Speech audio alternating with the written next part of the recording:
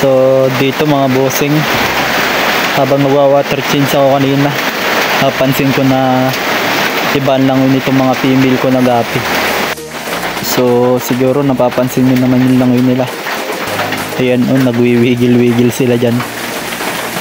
Bali kapag ganito nga palang gapi nyo, dapat bigyan nyo na yan ng first aid. So ito lang binibigay ko sa kanilang first aid. Ayan, rock salt lang yung ginagamit ko mga boss. Murang mura lang yan. So lalagyan ko na yan bago ko papalitan ng tubig para ma-dissolve talaga yung rock salt. Sa rock salt nga pala, hindi ako palagi naglalagay niyan. Yung iba kasi tuwing nagwa-water change sila, nilalagyan nila ng rock salt. Pero sa akin, kapag napapansin ko lang na iba yung langoy ng isda, tsaka lang ako naglalagay. So kapag ganito nga palang napapansin ko may sakit yung mga isda, bali ginagawa ko dyan, araw-araw ko muna yung iwa-water change hanggang sa mapansin ko na okay sila.